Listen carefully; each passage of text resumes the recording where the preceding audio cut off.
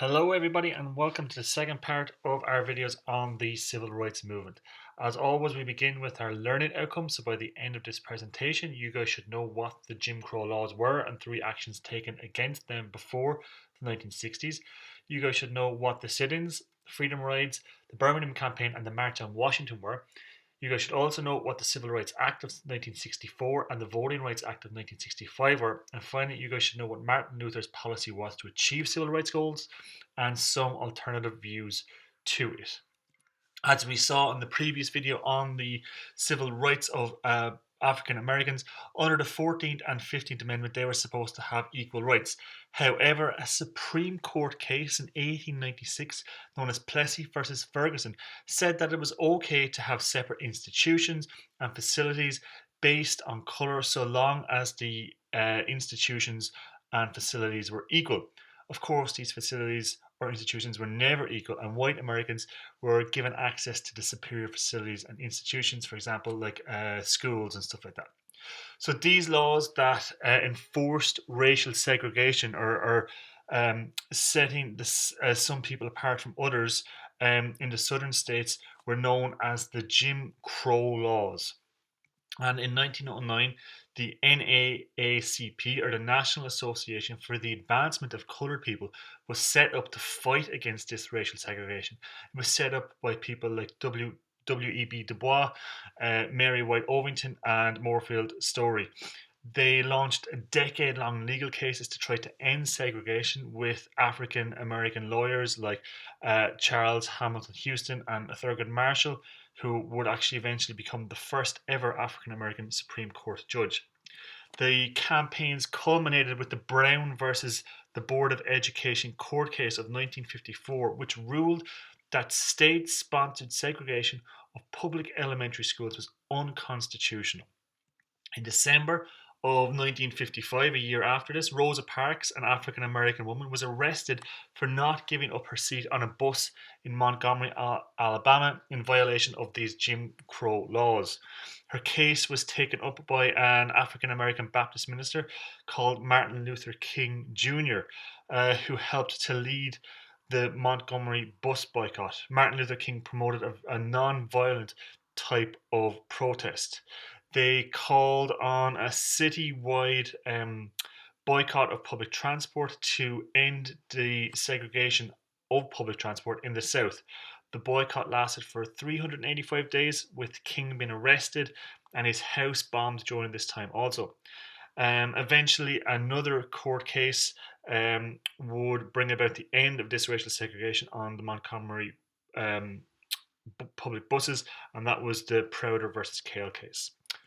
In 1957, 9 young black students attempted to attend school thanks to this Brown versus Board of Education court case of 1954. This school had previously been segregated, and when they tried to enter the school, they faced massive protests, mobs, and even the governor of Arkansas was there to try to stop the children from going to school. The president of the time, Dwight D. Eisenhower, used the army to ensure that the children were able to do something as simple as go to school. The 1960s saw a massive increase in this civil rights activism. For example, a group of young African American students staged a sit-in at a segregated diner in Greensboro, North Carolina, after they were refused service. They refused to leave their seats, but they did so in a non-violent and really non-threatening manner. It was a really coordinated campaign. And this movement, the sit-in movement, had spread to 55 cities across the South, with diners eventually ending their policies of segregation. This form of non-violent protest inspired the Freedom Riders of 1961, who were protesting against segregated bus terminals in the South, which had white-only restrooms and lunchrooms. The first group of Freedom Riders consisted of 13 people, 7 African Americans and 6 white Americans. They planned to travel by bus from Washington, D.C. to New Orleans, ignoring the segregated areas. They were attacked when they tried to enter a whites-only waiting room. In Alabama, the bus, they were almost chased down by a mob of about 200. The tires were shot out and then a bomb was thrown on the bus. Luckily, they got off the bus before the bomb detonated, but then they were beaten by the mobs. And this brought international attention and eventually led to the desegregation of bus terminals also. In 1963, another campaign led by Martin Luther King, a non-violent campaign known as the Birmingham Campaign, was started, and they protested against the particularly racist treatment of black people in the city of Birmingham and the resistance to desegregation. So the campaign, it involved boycotts, sit-ins, and marches and protests, but the police used brutal tactics to stop the peaceful protests. As you can see here, they set dogs on peaceful protesters.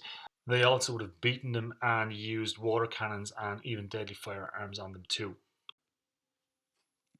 Martin Luther King was arrested for his part in the campaign, and he wrote the famous letter from a Birmingham jail explaining the campaign, which, along with the distressing images of attacks on protesters, helped to build this widespread support across the country for the civil rights movement.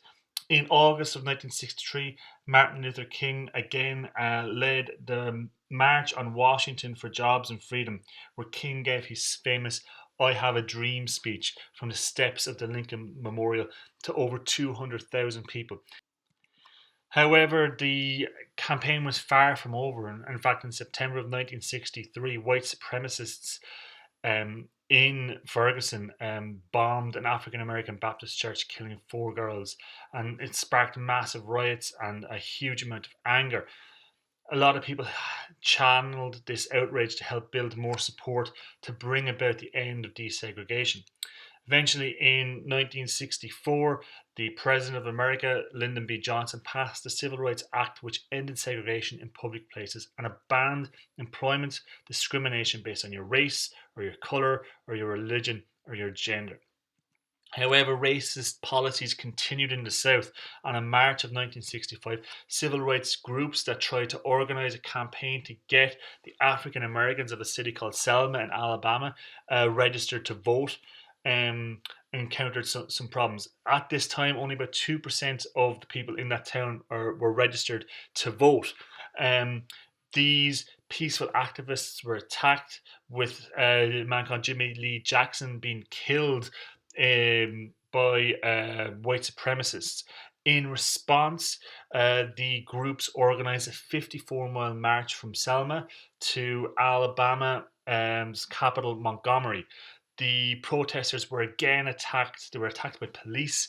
The scenes were captured on TV, causing outrage in America. Martin Luther King helped to lead the march, and in August of 1965, the Voting Rights Act was passed, with black voting registration increasing from 35% in 1963 to 65% in 1969, which shows that it was a very important thing. Now, Martin Luther King was not the only black civil rights activist of the time, and he was not alone in organising all these things, but there were people with different views also. So Malcolm X didn't agree initially with Martin Luther King's non-violent approach, and he urged black Americans to protect themselves against white aggression by any means necessary. After leaving the Muslim Brotherhood in 1964, he founded the Organization of Afro-American Unity, which said that racism and not the white race was the enemy of justice. Malcolm X was assassinated in 1965 for his views. There were other more militant black nationalists as well. Stokely Carmichael and Angela Davis were 2 prominent activists who were more militant or more pro-violence in their actions. Stokely Carmichael famously said, "Our grandfathers had to run, run, run. My generation's out of breath. We ain't running no more." And Angela Davis famously said, "I am no longer accepting the things I cannot change. I am changing the things I cannot accept." Another radical group that was founded at the time was the Black Panthers. One of the founders was Huey Newton, who said black power is giving power to people who have not had power to determine their destiny. And the nature of the Panther is that he never attacks, but if anyone attacks or backs it into a corner, the Panther comes up to wipe that aggressor or that attacker out. Martin Luther King, he continued his campaigns even after the Voting Rights Act of 1965, and he broadened what he was campaigning on. He campaigned on bringing an end to the Vietnam War. He joined the popular anti-war protests. He campaigned against the poverty as well that Americans of all races face, not just African Americans, and he was trying to bring about a change in this. However, on the 4th of April in 1968, he was assassinated, excuse me, in Memphis, Tennessee. This caused massive riots all over America, with 50 people being killed and another 20,000 being arrested. Um, in this current moment in 2021, we can see that the fight for equality still continues to this day, and we see the movements like the Black Lives Matter. We see that people are still being denied certain rights that they should have. So while Martin Luther King died in 1968, the movement did not die with him, and the need for reform did not die with him either. So that brings us to the end of our presentation. So by now, you guys should know what the Jim Crow laws were and 3 actions taken against them before the 1960s. You guys should know what the sit-ins, the freedom rides, the Birmingham Campaign and the March on Washington were. You guys should know what the Civil Rights Act of 1964 and the Voting Rights Act of 1965 were. And finally, you guys should know what Martin Luther's policy to achieve civil rights goals was, and some alternative views to his, like those of Malcolm X or Angela Davis and the Black Panthers. So thanks for watching, and I hope you guys got something good from this video.